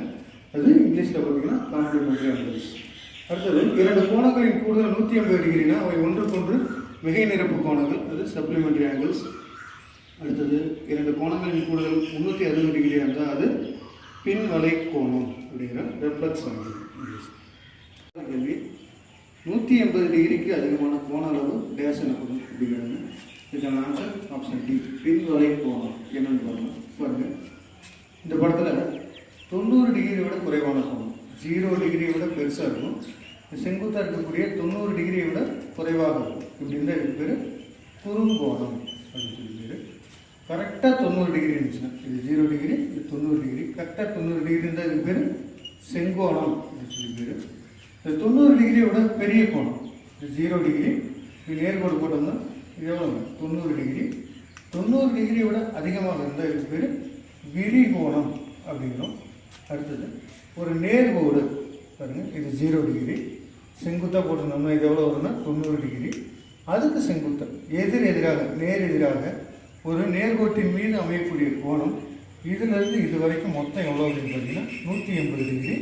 இதுக்கு பேர் என்னென்னா நேர்கோணம், நேர்கோட்டின் மீது அமையும் கோணம்னு பார்த்தோம். அதுக்கப்புறம் பார்த்தீங்கன்னா இது 0 டிகிரி பார்த்துட்டோம், இங்கே நேராக போட்டால் எவ்வளோ 90 டிகிரி, இப்படி நேராக போட்டால் 180 டிகிரி. இந்த 180 டிகிரி விட அதிகமான கோணம், இதுக்கு பேர் என்ன, இந்த கோணத்துக்கு பேர் என்னன்னா பின் வலை கோணம் அப்படின்னு சொல்லி பேர், ரெஃப்ளெக்ஸ் ஆங்கிள் அப்படின்னு சொல்லி பேர். பின் வலை கோணம், ரெஃப்ளெக்ஸ் ஆங்கிள். கேள்வி 37, 180 டிகிரி கோணத்தில் மிகை நிரப்பு கோணம் எதுன்னு கேட்குறாங்க. இதுக்கான ஆன்சர் ஆப்ஷன் பி, 0 டிகிரி. பாருங்க, மிகை நிரப்பு கோணம்னா என்ன அப்படின்னா 2 கோணங்களின் கூடுதல் 180 டிகிரி வரும். நிரப்பு கோணம்னா கூடுதல் 90 டிகிரி, மிகை நிரப்பு கோணம்னா கூடுதல் 180 டிகிரி. இப்போ ஒரு கோணம் 180 டிகிரின்னு போட்டாங்க, 180 டிகிரியோட மிகை நிரப்பு கோணம் பின்னு வச்சுக்கிறோம். ஆனால் இது ரெண்டையும் கூட்டினா நம்மளுக்கு என்னதான் வரணுங்க 180 வந்தால் தான் மிகை நிரப்பு கோணம். நான் இந்த பியோட மதிப்பு என்னவாக மட்டும் இருக்க முடியும்னா 0வாக இருந்தால் தான் அது மிகை நிரப்பு கோணமாக இருக்கும். எனவே பி = 0. அடுத்தது 38வது கேள்வி, 2 கோடுகள் ஒன்றை ஒன்று 90 டிகிரி கோண அளவில் வெட்டி கொண்டால் அந்த கோடுகள் டேஷ் எனப்படும் அப்படிங்கிறாங்க. 2 கோடுகளும் வெட்டிங்கன்னா என்னென்னு பேருனா ஆன்சர் பி, செங்குத்து கோடுகள். என்ன பர்பெண்டிகுலர் லைன்ஸ் என்னன்னு பண்ணலாம் பாருங்க. ஏபி அப்படிங்கிறது ஒரு கோடு, சிடிங்கிறது இன்னொரு கோடு. இந்த 2 கோடும் ஏதோ ஒரு ஆங்கிள் இருந்துச்சு. ஒரு கோடு ஏபி இப்படி இருக்கு, இன்னொரு கோடு இப்படி தனித்தனியாக, சிடிங்கிறது வேற ஒரு கோடு. இப்படி இருந்தால் இதுக்கு பேர் இணையற்ற கோடுகள். அது ஒரு பக்கம் இருக்குது, இது ஒரு பக்கம் இருக்குது, அதனால் இதுக்கு பேர் இணையற்ற கோடுகள் அப்படிங்கிறாங்க. 2 கோடுகளும் ஒரே கேப்பில் தொடர்ந்து போச்சுன்னா, இந்த 2 கோடுகளுக்கு ஏற்பட்ட தூரம் எல்லா இடத்துலையும் மாறாமல் இருந்தால் இதுக்கு பேர் இணை கோடுகள், இணையாக செல்கின்றன. ரயில் தண்டவாளம் மாதிரிங்க, இது ஒரு தண்டவாளம், இது ஒரு தண்டவாளம், ஒன்றுக்கொன்று இணையாக இருக்குது.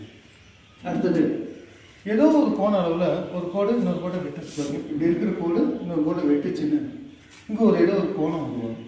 இந்த கோணம் அப்படிங்கிறது 0 டிகிரியை விட அதிகமாகும், 90 டிகிரியோட கம்மியாகும். ஒரு குறுங்கோணமாக இருந்துச்சுன்னா இது என்ன கோணம்னு சொல்ல முடியாது. அதனால இதுக்கு பேர் வெட்டும் கோடுகள் அப்படிங்கிற. இதுக்கு பேர் என்னன்னா வெட்டும் கோடு. ஏதோ ஒரு குறிப்பிட்ட கோண அளவில் வெட்டும் கோடுகள், ஒன்றை ஒன்று வெட்டும் கோடுகள், இன்டர்செக்டிங் லைன்ஸ் அப்படிங்கிறாங்க. ஆனால் கரெக்டாக 90 டிகிரியில் ஒன்றை ஒன்று வெட்டினால் கிடைமட்டமாக ஒரு கோடு, செங்குத்தாக ஒரு கோடு இருந்தால் இதுக்கு பேர் என்னன்னா செங்குத்து கோடுகள், பெர்பெண்டிகுலர் லைன்ஸ் அப்படிங்கிறாங்க. பாருங்க, 3 இடம்: இணை கோடுகள், வெட்டும் கோடுகள், செங்குத்து கோடுகள். அடுத்து 39 சரியானவற்றை தேர்க. ஒன்று வந்து பார்த்தீங்கன்னா 2 அளவுகளை வகுத்தலின் மூலம் ஒப்பிடுவது விகிதம். அதாவது A வகுத்தல் B அப்படின்னா அது ஒரு விகிதம், A:Bங்கிறாங்க. 2 என்னன்னா விகிதத்திற்கு அலகு இல்லை அப்படிங்கிறாங்க, நோ யூனிட். அடுத்தது விகிதத்தின் 2 அளவுகளும் ஒரே அலகினை பெற்றிருக்கும். ஒரே யூனிட்டாக இருந்தால் தான், சேம் யூனிட்டாக இருந்தால் தான் விகிதம் மாற்ற முடியுங்கிறாங்க. அடுத்தது விகிதத்தின் உறுப்புகளின் வரிசையை மாற்ற முடியாது. A:Bனா அது A:B தான் இருக்கணும், B:Aன்னு எழுத முடியாதுங்கிறாங்க. இது எல்லாமே சரி. அதுக்கான ஆன்சர் ஆப்ஷன் பி.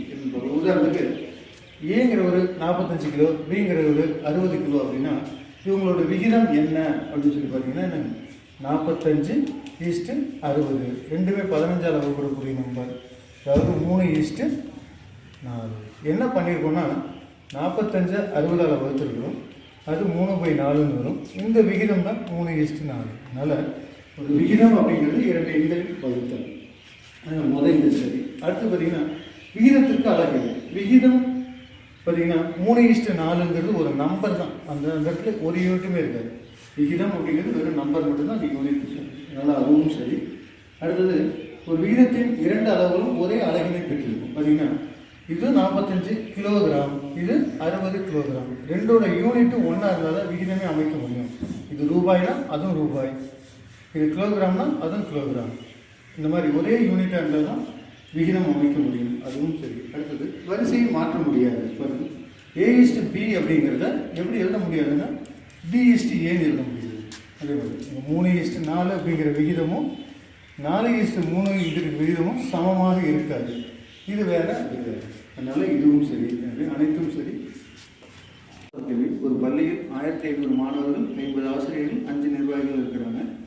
மாணவர்களோட எண்ணிக்கை 1800 மாறிச்சுன்னா ஆசிரியர் நிர்வாகிகள் என்ன அளவில் இருப்பாங்கன்னு கேட்குறாங்க. இதுக்கான ஆன்சர் சி, 60, ஆசிரியர் 60 பேர், நிர்வாகிக்கு 6 பேர். பார்த்தீங்கன்னா மாணவர்கள் 1500, ஆசிரியர் 50, நிர்வாகி 5ன்னு கொடுத்துருக்காங்க.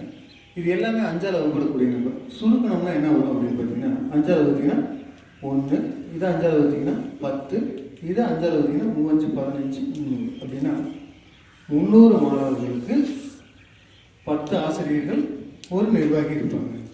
ஆனால் இதே மாணவர்களோட எண்ணிக்கை 1800 அப்படின்னா எத்தனை ஆசிரியர்கள், எத்தனை நிர்வாகி இருப்பாங்கிறது கேள்வி. இந்த 300 1800 எத்தனை மடங்கு வருது அப்படின்னு பார்த்தீங்கன்னா 6 3 18, 6 மடங்கு. 300 6ஆல் பெருக்கினீங்கன்னா 1800. அப்படின்னா இந்த 10ஐயும் என்ன பண்ணுங்க, 6ஆல் பெருக்கணும் 60, இந்த 1ஐயும் 6ஆல் பெருக்கணும் 6. ஏன்னா 1800 மாணவர்கள் இருந்தாங்கன்னா ஆசிரியர்கள் 60 பேர் இருக்கணும், நிர்வாகிகள் 6 பேர் இருக்கணும். 41வது கேள்வி. 15 நாட்களில் கார்பனில் 1800 வருமானம் பெறுகிறார். 3000 ரூபாயை எத்தனை நாட்களில் பெறுவார் கேட்குறாங்க. இதுக்கான ஆன்சர் ஆப்ஷன் பி, 25 நாள். என்னன்னு பார்க்கலாம். 15 நாள் வருமானம் 1800, எத்தனை நாளில் 3000 கிடைக்கும் அப்படிங்கிறாங்க. 15 நாளைக்கு வருமானம் எவ்வளோன்னா 1800. அப்படின்னா ஒரு நாள் வருமானம் எவ்வளோ?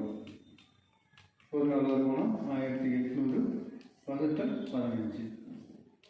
5 3 15, 6 15. ஒரு நம்பர் 5ஆல் வகுக்கணும்னா என்ன பண்ணலாம்னா ஒரு 0 கட் பண்ணிட்டு 2ஆல் பெருக்கலாம். 60 × 2 12, 120 ரூபா ஒரு நாள் வருமானம். அப்படின்னா 3000 ரூபாய் பெறுவதற்கு எத்தனை நாள் வருமானம்? 3000 ரூபாய்க்கு நாட்கள் அப்படின்னு சொல்லி பார்த்தீங்கன்னா 3000 வகுத்தல் ஒரு நாள் சம்பளம் 120. 0 0 கேன்சல் பண்ணிங்கன்னா 2 3ஆல் வகுக்கக்கூடிய நம்பர் 4 3 12, 1 3 3. 100/4 = 25. எனவே 25 நாட்களில் 3000 ரூபாய் சம்பளம் பெற்றுவாங்க. இது 42. படங்களை கொண்டு தரவுகளை குறித்தல் டேஷன். Representation of data by using pictures is known as dash அப்படிங்கிறாங்க. ஒரு பிக்சரை வச்சு தரவுகளை குறிச்சாங்க. சப்போஸ் சைக்கிள் அப்படின்னா அந்த இடத்துல என்ன இருக்குன்னா சைக்கிள் படம் வரைஞ்சிருப்பாங்க, சைக்கிளோட படம்.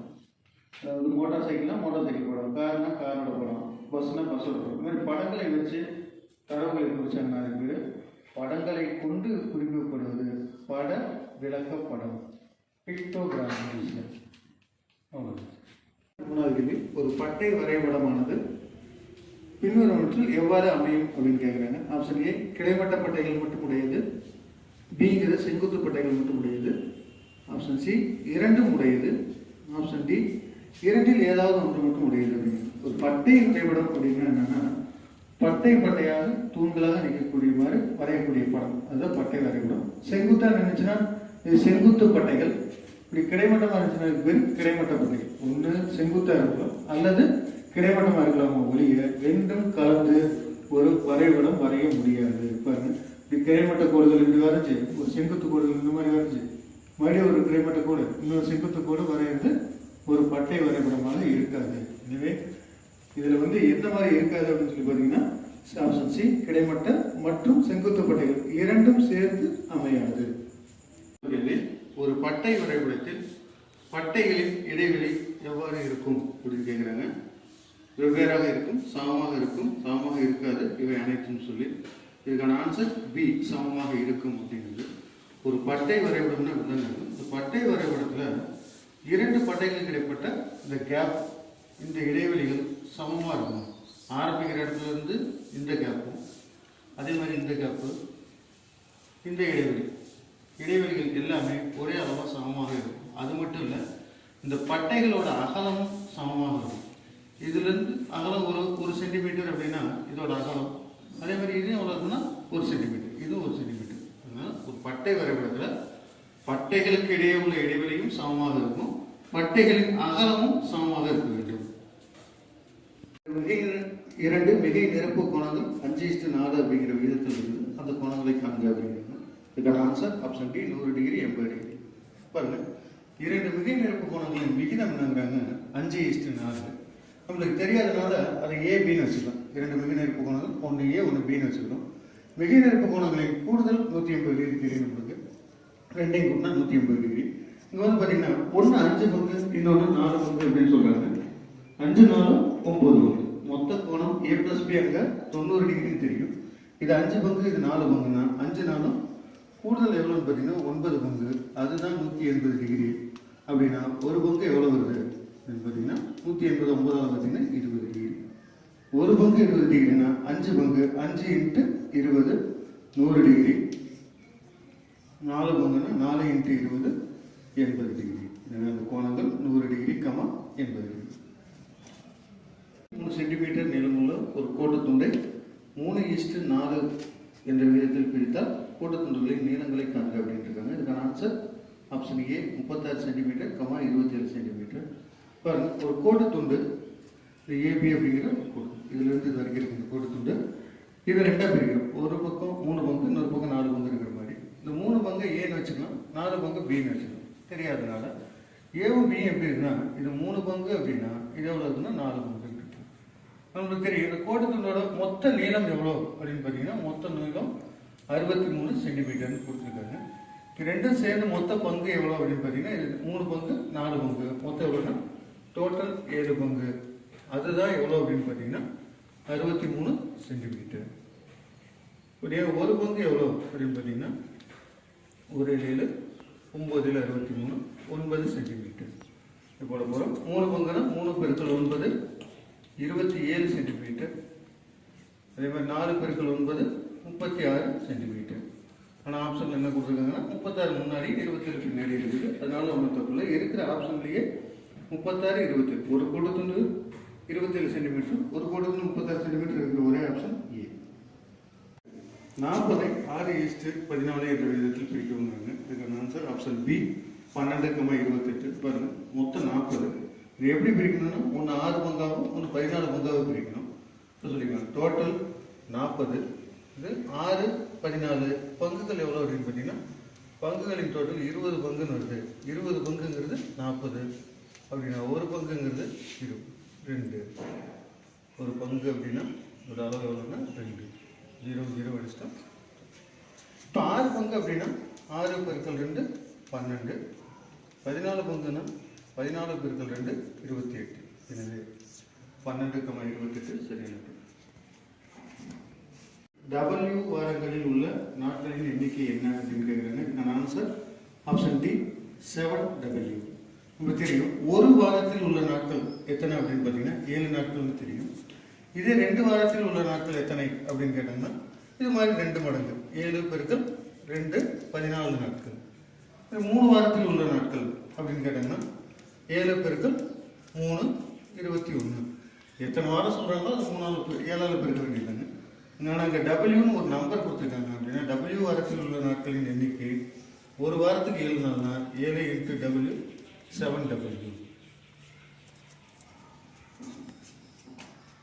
49வது கேள்வி. 99,999 தொடரி முன்னி ரெண்டுக்கும் இடையே உள்ள வேறுபாடு என்னன்னு கேட்குறாங்க.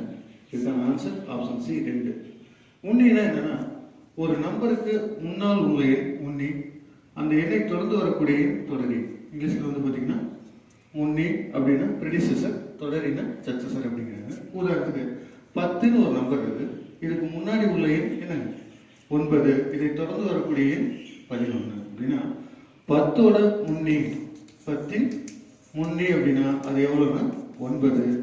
10ஓட தொடரி அப்படின்னு சொல்லி பார்த்தீங்கன்னா அது எவ்வளோன்னா 11. இந்த ரெண்டு கடையில வேறுபாடு எவ்வளோ அப்படின்னா அது எப்பயுமே 2 தான். எந்த நம்பராக இருந்தாலும் அந்த எண்ணின் முன்னி மற்றும் தொடரிக்கு இடையே உள்ள வேறுபாடு 2 மாறவே மாறாது. 99,999 வேண்டாம் அப்படின்னாலும் அந்த எண்ணின் தொடரி மற்றும் முன்னிகளுக்கு இடையே உள்ள வேறுபாடு எவ்வளோன்னா 2. 50வது கேள்வி. ஒரு செல்போன் கடையில் ஒரு மாதத்தில் விற்கக்கூடிய செல்போன்களின் எண்ணிக்கை 1250. இப்படியே இருந்துச்சுன்னா 3 வருஷத்துல எத்தனை பொருட்கள் விற்பாங்கிற கேள்வி. இதுக்கான ஆன்சர் ஏ 45,000. ஒரு மாத விற்பனை எவ்வளோ அப்படின்னு பார்த்தீங்கன்னா 1250. 2 மாதம்னா எவ்வளோ வரும், அதில் ஒரு டபுள் 2500. 4 மாதம் அப்படின்னு சொல்லி பார்த்தீங்கன்னா எவ்வளோ 5000. 4 மாதம்னா 5000. இன்னும் ஒரு வருஷத்துக்கு பாருங்க. ஒரு வருஷம் அப்படிங்கிறது எத்தனை 4 மாதம்னா 12 மாதம். இங்கே 3ஆல் பெருக்கியிருக்கோம். 3 12 அப்படின்னா இதையும் 3ஆல் பெருக்கும். பெருக்கல் 3. ஒரு வருஷம் விற்பனை எவ்வளோ அப்படின்னு பார்த்தீங்கன்னா 15,000. இங்கே 3 வருஷம் விற்பனை எவ்வளோன்னு கேட்குறாங்க.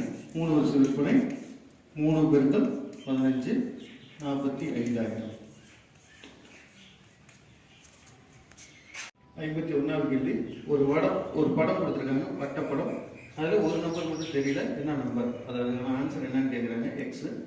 அதோட வேல்யூ எவ்வளோன்னா ஆன்சர் டி 22. எப்படின்னு பார்க்கலாம் பாருங்க.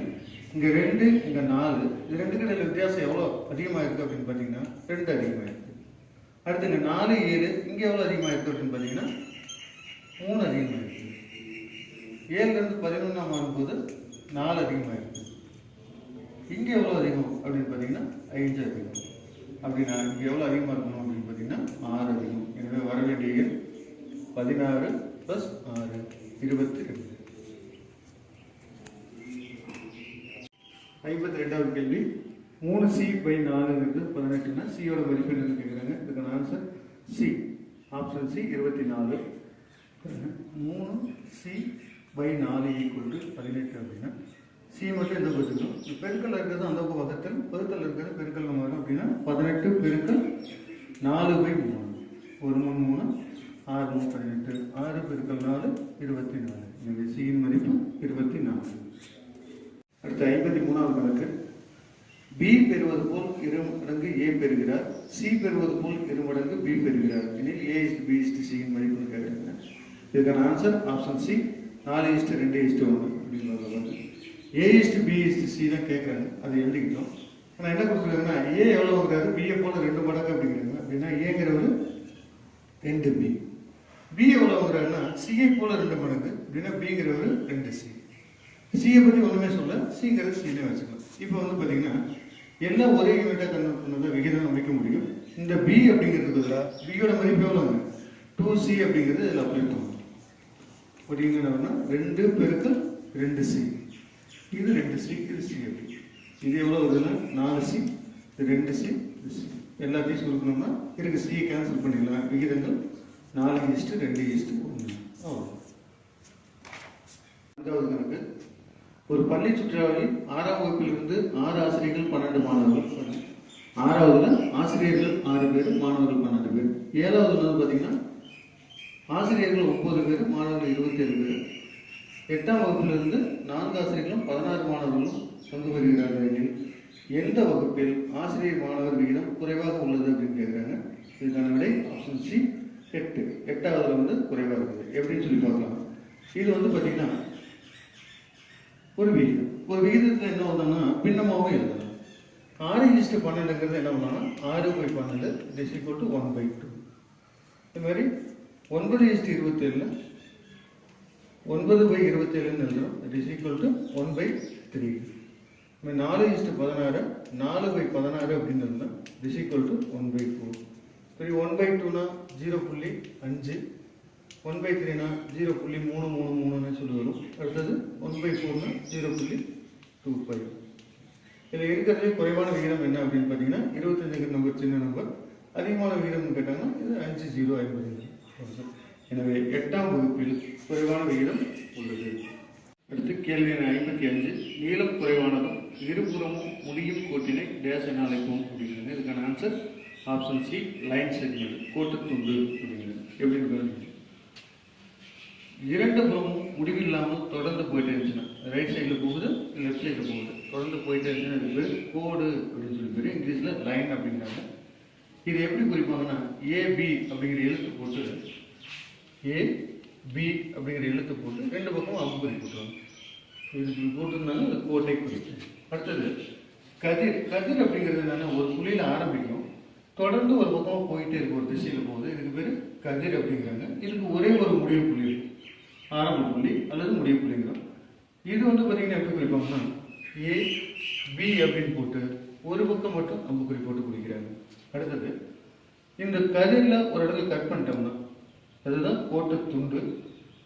ஏ பி அப்படின்னு இரண்டு முடிவு புள்ளிகள் இருக்கும். இது எல்லாத்தோட குறைவான நீளம் இதுதான். முடிவு புள்ளிகள் ரெண்டு இருக்கக்கூடியது. இதுக்கு பேர் என்னன்னா கோட்டு துண்டு, லைன் செக்மெண்ட். இதை வந்து பார்த்தீங்கன்னா ஏ பி அப்படின்னு சொல்லி போட்டு அம்புக்குறியே இல்லாமல் ஒரு கோடு மட்டும் போட்டு குறிக்கிறோம்.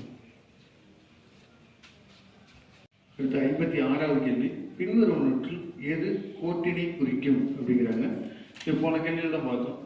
ஒரு கோடு அப்படின்னா இரண்டு பக்கமும் முடிவில்லாமல் செல்லக்கூடியது. அது ஏபின்னு போட்டு அதுக்கு மேலே ரெண்டு பக்கமும் அம்புக்குறி போட்டு குறிப்போம். கோட்டினை குறிக்கக்கூடியது ஏபி அப்படிங்கிற சிம்பிள். அடுத்து ஒரு பக்கம் மட்டும் அம்புக்குறி போச்சுன்னா அதுக்காக ஒரு அம்புக்குறியே இல்லாமல் வெறும் கோடு மட்டும் இருந்துச்சுன்னா அது பேர் கோட்டு துண்டு. 57வது கேள்வி.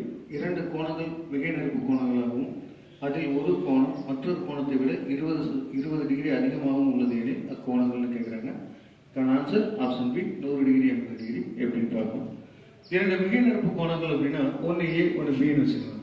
அதில் ஒரு கோணம் ஏங்கிற கோணம் இன்னொரு கோணத்தை விட 20 டிகிரி அதிகம் கொடுத்துருக்காங்க. அதனால ஏங்கிற கோணம் பியை விட 20 அதிகம் அப்படின்னு சொல்லி வச்சுக்கலாம். நம்மளுக்கு தெரியும் இரண்டு மிகை நெருப்பு கோணங்கள்னா ரெண்டோட கூடுதல் எவ்வளோ அப்படின்னு பார்த்தீங்கன்னா 180 டிகிரி. சரி, இப்போ ஏங்கிறது எவ்வளோன்னா பி ப்ளஸ் 20. ஏ பதில் என்ன பண்ணுங்க B plus 20 degree plus B equal to 180 degree. இந்த பிக்கு பதில் இது எழுதியாச்சு. இப்போ 2b ப்ளஸ் 20 டிகிரி அப்படிங்கிறது எவ்வளோ அப்படின்னு பார்த்தீங்கன்னா 180 டிகிரி. அப்படின்னா 2b ஈக்குவல் டு இந்த 20 அந்த கோணம் கழிஞ்சிடும் 160 டிகிரி. அப்படின்னா பி அதில் பாதி 80 டிகிரி. ஒரு கோணம் 80 டிகிரினா அதோட மிக நெருப்பு கோணம் எவ்வளோ இருக்கும் அப்படின்னு ரெண்டையும் கூட்டிங்கன்னா 180 வரும். ஒரு கோணம் 80ன்னு கண்டுபிடிச்சாச்சு. எனவே இன்னொரு கோணம் ஏங்கிறது எவ்வளோன்னா 100 டிகிரி. இதை விட 20 அதிகம். 58வது கேள்வி.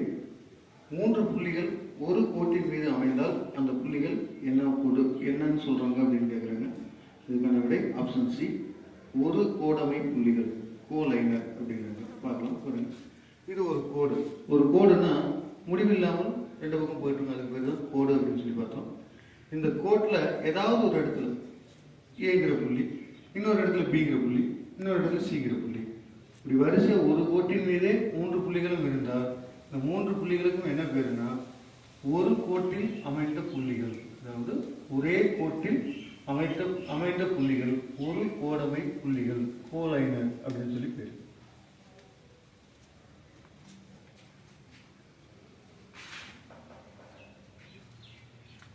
அடுத்த 59வது கேள்வி.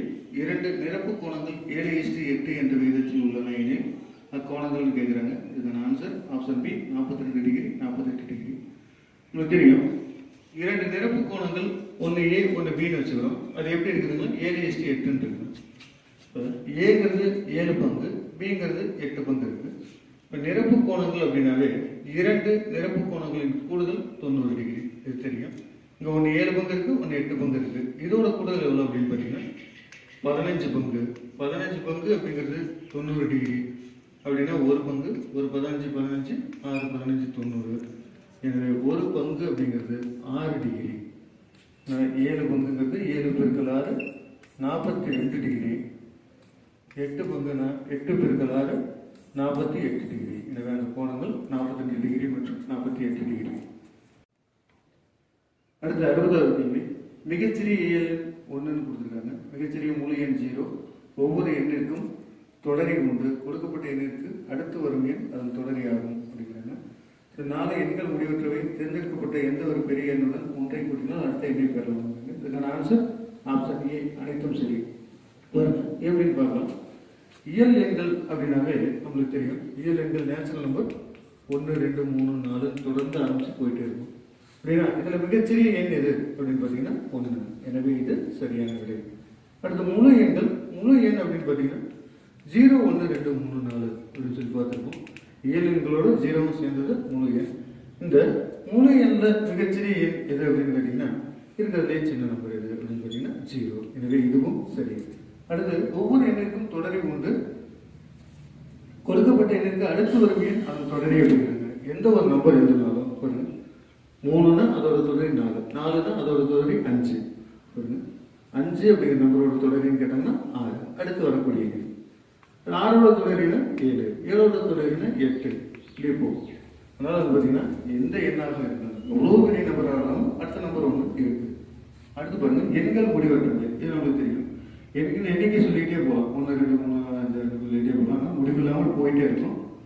ஒரு பெரிய எண் வேணும் அப்படின்னு சொல்லி பார்த்தீங்கன்னா எந்த ஒரு நம்பர் கூடயும் 1 கூட்டினோம்னா அதுக்கு அடுத்த நம்பர் கிடைக்கும். பாருங்க 10 அப்படிங்கிற நம்பருக்கு அடுத்த நம்பர் என்னன்னா 10 + 1 11. அதுக்கு அடுத்த நம்பர்னா 12. இப்படி போகும். எந்த ஒரு தேர்ந்தெடுக்கப்பட்ட எண்ணுடனும் ஒன்றை கூட்டினால் அடுத்த எண் கிடைக்கும் அப்படிங்கிறது. எனவே அனைத்தும் சரி அப்படிங்கிறது இதுக்கு சரியான. மாணவர்கள் அனைவருக்கும் நன்றி. இது 6ஆம் வகுப்பு பாடப்புத்தகம் முதல் பருவத்திலிருந்து எடுக்கப்பட்ட கேள்விகள். அதனால உங்களுக்கு ரொம்ப ஈஸியாக இருக்கும். இருந்தாலும் பேசிக் தெரியணும் அப்படிங்கிறதுக்காக புக் வைஸாக டேர்ம் வைஸாக நம்ம பார்த்துட்டு இருக்கோம். இது கவனமாக படிங்க, நல்லா படிங்க. இது ஒரு அருமையான வாய்ப்பு வீட்டில் இருந்து படிக்கிறதுக்கு. இந்த வாய்ப்பை சரியாக பயன்படுத்திட்டிங்கன்னா இந்த குவாரண்டைன் முடிஞ்சதுக்கு உடனே பரீட்சை வச்சாங்கன்னா நல்ல டாப் போஸ்டிங் அடிச்சிடலாம். உங்களுக்கே நல்லா தெரியும். நிறைய பேர் வேலை இல்லாமல் சம்பளம் இல்லாமல் சாப்பாட்டு இல்லாமல் சிரமப்படுறாங்க. ஆனால் இன்றைக்கும் கூட அரசு ஊழியர்களோட சம்பளம் நிறுத்தப்படவே இல்லை. அதனால அரசு ஊழியர் ஆகிட்டீங்கன்னா உங்களுக்கு என்றைக்குமே ஒரு நல்ல நிலையான வருமானம் இருக்கும். அதுக்காக நல்லா படிங்க, பயன்படுத்திங்க நேரத்தை. நேரம் பொன்னானது. நன்றி.